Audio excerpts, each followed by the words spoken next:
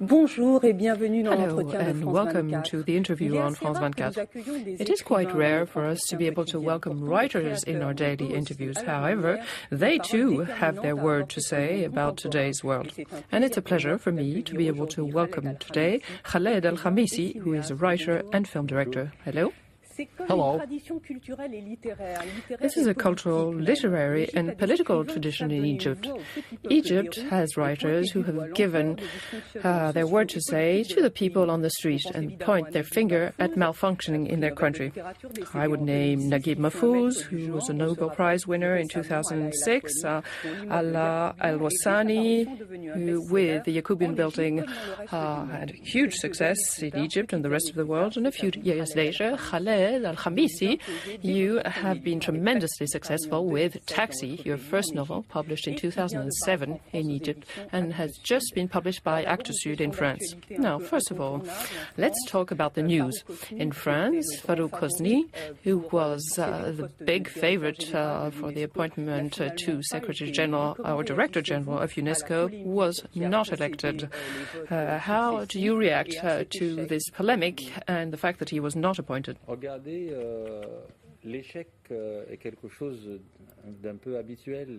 Failure is something we're used to in Egypt, so this made sense.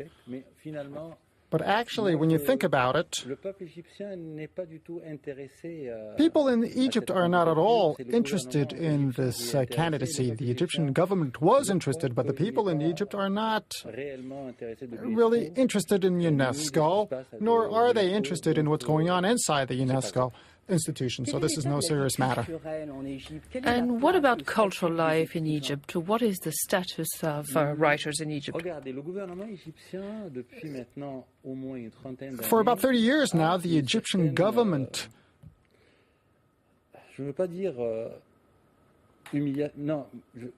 No, humiliation is a misnomer, but what I mean here is, well, the government hasn't really been interested in writers. They're mostly interested in business people, the great financial people, the bankers.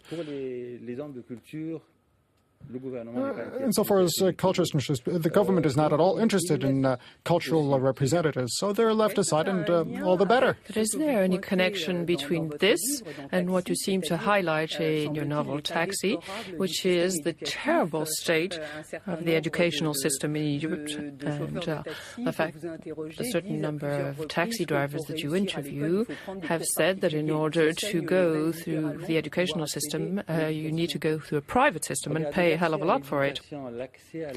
Access to education, access to culture, access to soccer games, access to everything is really something pertaining to the well-to-do. In Egypt, people have no access to health, nor do they have access to medical services, nor do they have access to soccer games. So we're really living in a very serious and difficult situation. And I believe we have reached a deadlock. And just to paint a broader picture of contemporary Egypt, or at least during a certain period of time, which runs from 2005 to the spring of 2006, right before the first multi-party elections, you chose to turn to taxi drivers, and Taxi is a collection of 58 short stories based on taxi rides, and the stories the drivers say. Now, nobody says whether you invented the stories or whether they're true, but it doesn't matter. I just wondered whether taxi cabs were the best place to get a feeling for Egypt's daily life. Is it the best place to get in connection with people?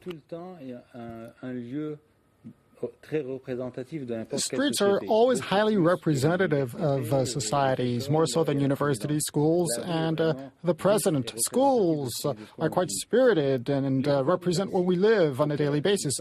Cab drivers in Cairo are ubiquitous and are highly representative of Egyptian society. Cab drivers, well, this is not really a profession in Cairo. There are over 250,000 that represents a major population in an average city. So with 250,000 cab drivers, because of unemployment, sometimes for 1 month or 2 months, or perhaps a year, are waiting for a job. So the answer is yes, they are representative of 80% of the Egyptian society that are pinching and scraping.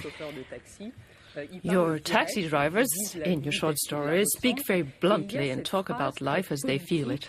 I would like to quote one sentence which you have written in your novel, and it says, I quote, "Whoever was in jail under Nasser will never go to jail. Whoever never made money under Sadat will never make money, and whoever never begged under Mubarak will never have to beg."